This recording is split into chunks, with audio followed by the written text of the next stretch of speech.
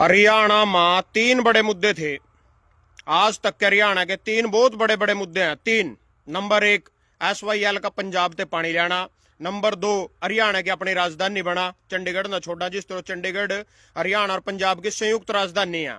Number तीन, भाई हरियाणा की अपनी यूनिवर्सिटी बना, मतलब यह जो कुरुक्षेत्र यूनिवर्सिटी है या चंडीगढ़ यूनिवर्सिटी है या अपनी पर्सनल बना, दोनों की साझा ना हुआ।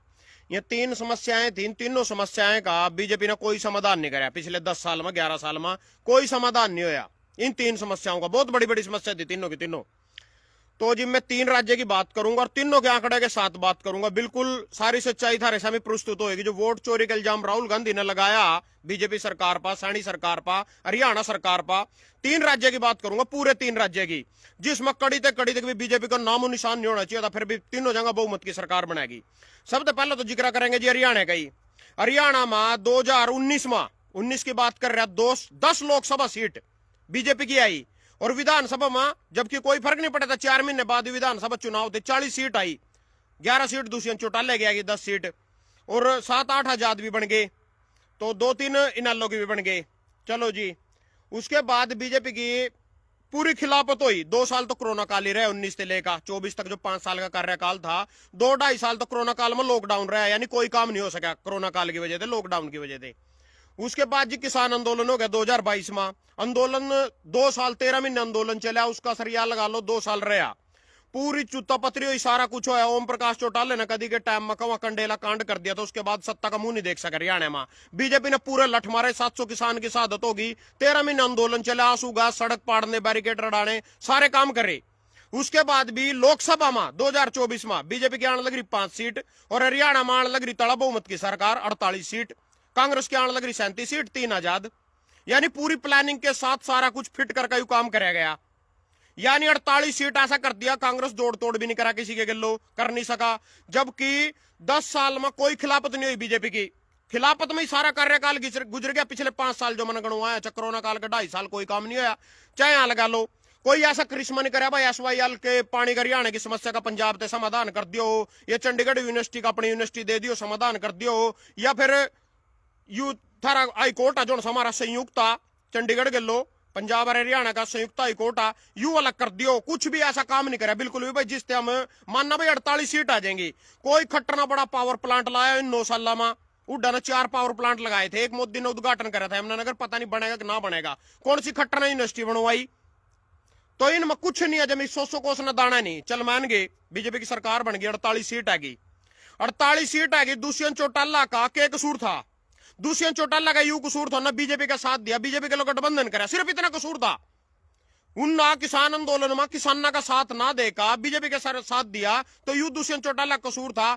सारी की सारी सीटा जीरो कर दी उसकी, बिल्कुल 0 वोट % पर खड़ा कर दिया। 8,000 उस आदमी पर खुद वोट आई, उन्होंने इलेक्शन लड़ा तो 8,000 वोट पर खुद पिट गया डिप्टी सीएम हरियाणा का।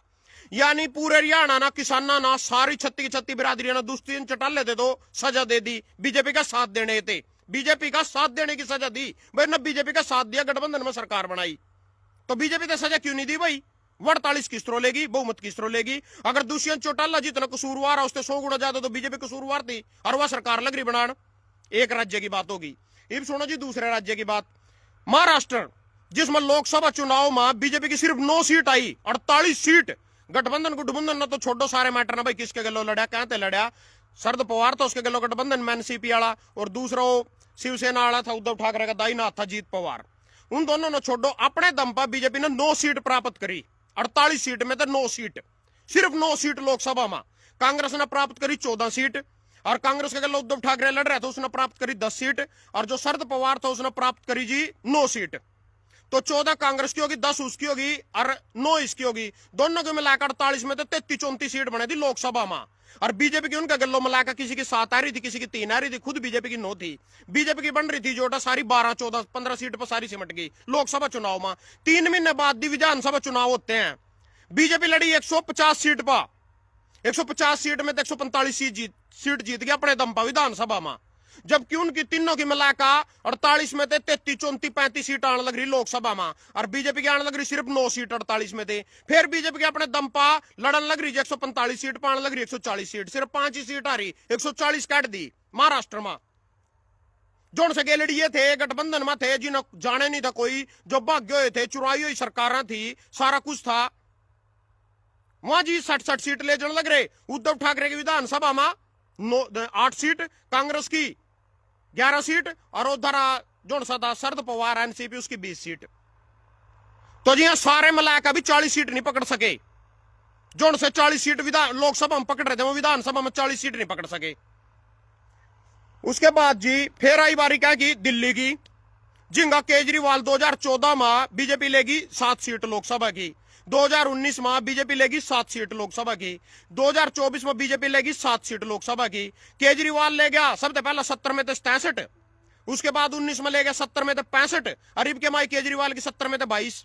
चला हम यह बात मानने न तैयार है, बीजेपी की 7 दिल्ली में तीनों बार 7-7 सीट आने लग रही लोकसभा की, तो केजरीवाल की किस तरह नहीं आई भाई, उसकी 2 बार विधानसभा में 67 आने लग रही, ज्यादा 50 आ जाती, 45 आ जाती, 40 आ जाती, 22 आई। जबकि लोकसभा में हरियाणा में 5-5 आने लग रही दोनों की। पिछली बार 10 बीजेपी की आने लग रही, 40 लग रही ले जाने, बीजेपी की 5 ही लग रही, फिर भी 48 लग रही ले जाने। और नुई महाराष्ट्र में तीनों जगह कांग्रेस और एनसीपी और उद्धव ठाकरे तीनों मिलकर लड़े। लोकसभा में 48 में 35 सीट आने लग रही, विधानसभा में तीनों की 40 भी नहीं आने लग रही। सरासर धांधली थे और भ्रष्टाचार थे, तानाशाही थे, चुनाव ईडीसीडी सारे एक्ट कर रखे। इब थारा एक सवाल यू भी होएगा भाई, लोकसभा में बीजेपी ने 400 का नारा दिया था, 400 सीट क्यों नहीं पकड़ सकी? थारा सबका सवाल है भाई, बीजेपी ने धांधली करनी होंगी तो लोकसभा में कर लेंदी।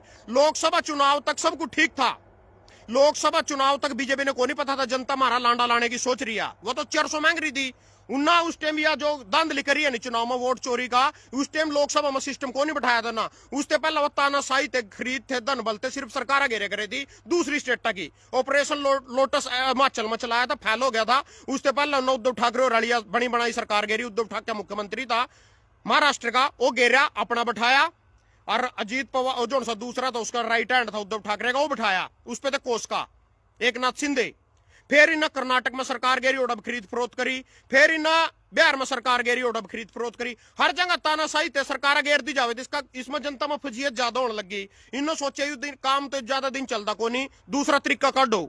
यू वोट चोरी वाले तरीके पे आ गए ना, लोकसभा में को नहीं पता था हम 240 पे पिटेंगे, 400 मांग रहे थे, ओढ़े जाके इनकी बुद्धि के तारे खुल गए। यहाँ जागरूक हो गिना केक रहे जी। फिर सबसे पहला दिन महाराष्ट्र का लांडा लाया, महाराष्ट्र जीते, धोखाधड़ी थे। उसके बाद पहला हरियाणा जीते, फिर महाराष्ट्र जीते, फिर दिल्ली जीते। ये बिहार में के कर रहे, मैं पूछना चाहूं भाई, चल बिहार के शासनकाल में लालू के में जंगल राज था, सारे भैया जीरी लाना आए करे थे, गरीब थे, उनका कोई विकास नहीं हुआ था किसी भी तरीकों का, किसी भी तरीकों की उनकी कोई सुविधा नहीं थी कहीं की भी। आज भी बात तो वही है। फिर ऐसा क्यों हो गया भाई, 25 साल हो लगातार बीजेपी की सरकार है बिहार में, अरे बिकारिया में जीतेंगे 25 साल में भी। दिल्ली में कह रहे केजरीवाल ने जिन्ना मोहल्ला क्लिनिक चलाए, बिजली फ्री कर दी, पानी फ्री कर दी, गरीब जनता को इतनी सुविधा दी, वो तो हार गए। उनकी तो खिलाफत होगी 10 साल में केजरीवाल के शासन थे, जनता उबगी।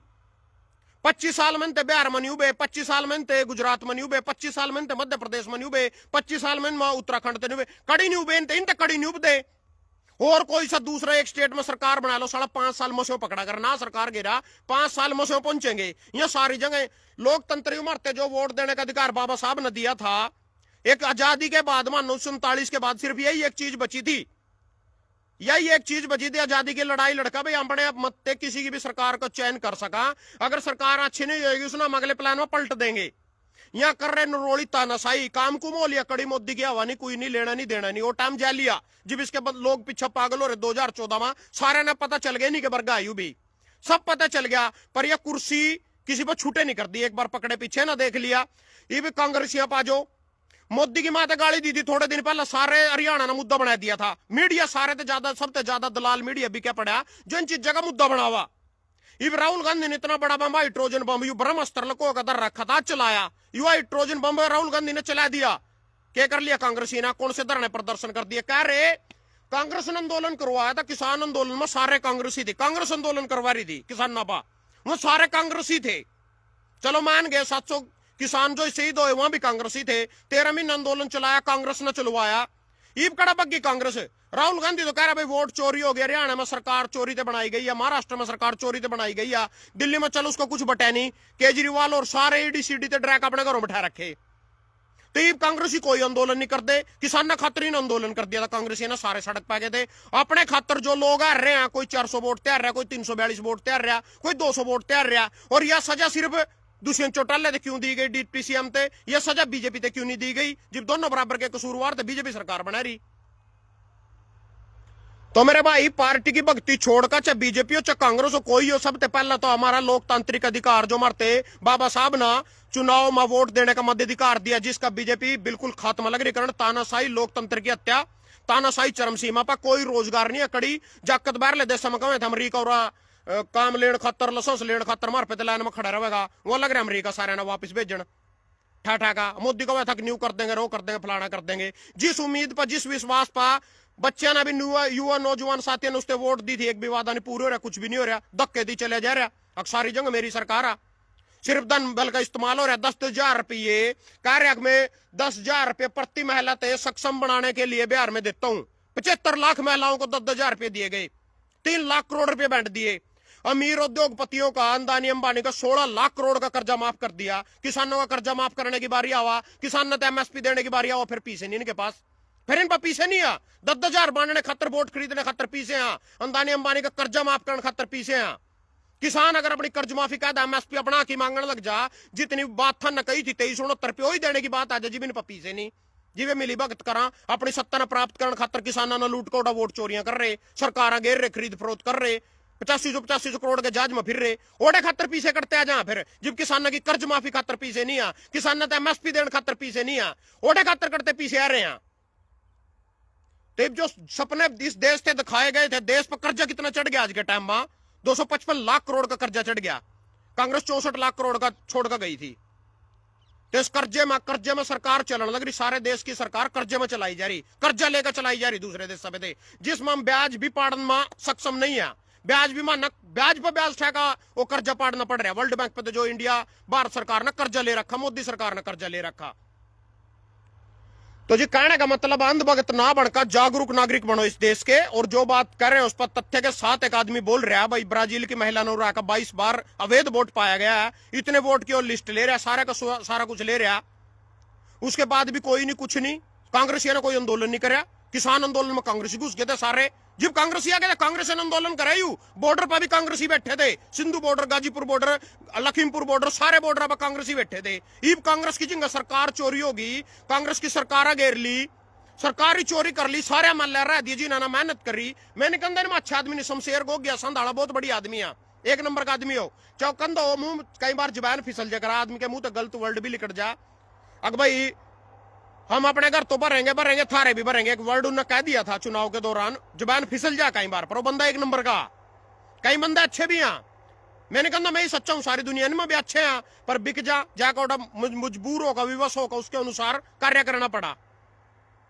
तो मेरे भाई जागरूक बनो, जो बात कह रहा है लोकतंत्र की हत्या, ना माना राहुल गांधी पे तो कुछ लेना, ना माना कांग्रेस पे तो कुछ लेना, ना माना बीजेपी पे कुछ लेना। सबसे पहला माना अपना अधिकार जो बाबा साहब ने हमारे दिया, वोट डालने का अधिकार, जिसने चाहा उसने पलट सका। इसके अलावा हमारे पास है के बड़े बड़े धुरंधर के पैर पकड़वा सकते हैं, वोट के अधिकार थे, वोट का अधिकार ही हमारे हाथ चले गया, बोले एक देश एक चुनाव कर दूंगा। बिहार में भी 2 चरणों में चुनाव होने लग रहे, पूरे देश में एक देश एक चुनाव कर देगा यू, महाराष्ट्र में होने लग रहे, हरियाणा में लगो, सारी गेम प्लान दिन गया, जम्मू में भी उसी टाइम, छत्तीसगढ़ में भी उसी टाइम, 4 स्टेट में अलग अलग डेट पर चुनाव लग रहे हो। उनको हम एक देश एक चुनाव चुनू ने कुछ नहीं करना, इन अपनी राज्यसभा की वोट पूरी करनी, इन अपनी लोकसभा की वोट पूरी करनी, जितने ना सांसद चाहिए वहां एक कानून पास कर देंगे, इस देश में कोई चुनाव नहीं होएगा।